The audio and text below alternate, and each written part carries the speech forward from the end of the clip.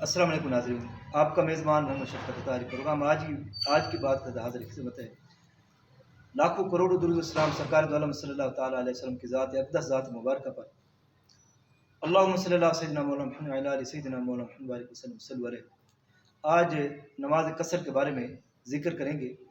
نماز قصر اس آدمی پر ہے جو اپنے گھر سے ایسے ارادے سے نکلا کہ وہ 57 میل یا 92 کلومیٹر کے فاصلے تک جائے، اور اس کی نیت یہ ہو کہ میں 15 دن سے پہلے اپنے گھر واپس آ جاؤں گا۔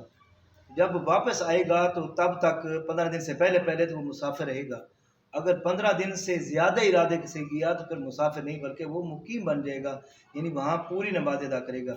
اگر 15 دن سے کم ارادے سے نکلا اور آگے جس کام کے لیے گیا تھا وہ کام نہیں ہوا اور یہ تذبذب کا شکار ہے کہ آج ہوگا یا کل ہوگا، اس نیت میں تب بھی وہ مسافر ہی رہے گا، مقیم نہیں بنے گا۔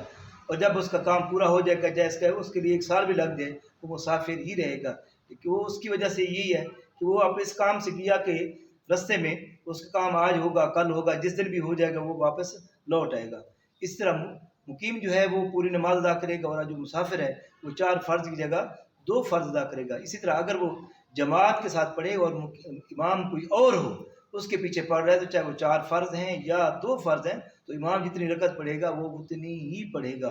اسی طرح اگر اکیلے کہیں پڑھے گا تو پھر 4 کی جگہ 2 رکعت قصر کرے گا، 4 نہیں پڑھے گا۔ اور یہ ظہر، عصر اور عشاء کے لیے ہے، جبکہ مغرب جو ہے 3 فرض وہ پورے ہی پڑھے جائیں گے، فجر کے 2 فرض بھی پورے پڑھے جائیں گے۔ کچھ سننے میں آیا، یہ دیکھا گیا ہے، کچھ لوگ جو ہے مسافر جو ہے وہ صرف فرض پڑھ لیتے ہیں، باقی نماز چھوڑ دیتے ہیں، سنت نفل وغیرہ چھوڑ دیتے ہیں، یہ سراسر گناہ ہے۔ ہاں، اگر یہ آپ کو ڈر ہے، خوف ہے کہ میں گاڑی پہ بیٹھا ہوں، کہیں جا کے نماز پڑھی ہے، اور یہ خوف ہے کہ میں اگر اور نماز پڑھوں گا تو گاڑی چلی جائے گی، تو اس سے صرف جو ہے فرض ادا کر لے، باقی گاڑی میں رستے میں بیٹھ کر گاڑی میں ہی پڑھ لے۔ اسی طرح اگر وہ اس نیت سے ہے کہ صرف 2 فرض پڑھے اور باقی چھوڑ کے چلا گیا تو وہ گناہ گار ہوگا، بلکہ پوری نماز ادا کرنا اس کے لیے نہایت ہی ضروری ہے۔ یاد رکھنا، سنتیں ویسے پوری ادا کرنی ہے، اول سنت ہوں یا بعد والی سنت ہوں۔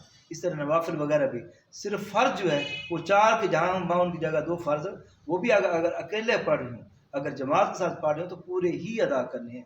یہ یاد رکھنا، قصر نماز اس وقت فرض ہے جب آپ 57 میل یعنی 92 کلومیٹر کا فاصلے کے ارادے سے اپنے گھر سے باہر نکلے تھے، ٹھیک ہے۔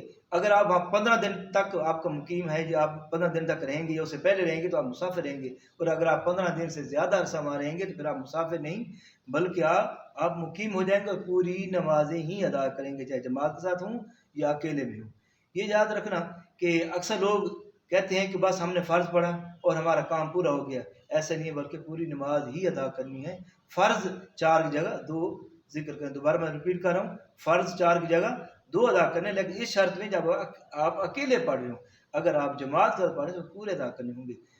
یہی شرعی طور پر حکم ہے کہ اگر 15 دن سے زیادہ ہے تو پھر آپ مقیم ہیں اور پوری نماز ادا کریں گے۔ اور اس طرح جب واپس آئیں گے اور ایک شہر سے دوسرے شہر گئے ہیں اور یہ ارادہ ہے کہ میں کتنے دن یہاں رہوں گا، 15 دن رہوں گا یا اس سے کم رہوں گا یا زیادہ رہوں گا، تو اس تذبذب کے شکار میں جو ہے آپ مقیم نہیں بلکہ آپ مسافر ہیں، اور پوری نماز کی بجائے آپ قصر پڑھتے رہیں گے۔ یاد رکھنا، اللہ پاک نے اس کے لیے چھوٹ فرمائی ہے کہ اگر ایک آدمی جو قصر اس پر فرض ہے تو وہ قصر ہی ادا کرے نہ کہ پوری ادا کرے۔ تو اللہ تعالیٰ ہم سب کو صحیح معنوں میں سمجھنے کی توفیق عطا فرمائے۔ اگر یہ میری بات آپ کو اچھی لگی ہے تو اسے آپ دوسروں تک شیئر کریں تاکہ ان تک بھی یہ پیغام پہنچ جائے اور آپ کے لیے بھی صدقہ جاری ہو۔ اللہ تعالیٰ ہم سب کو حامی ناصر ہو، آمین بجانب الامین۔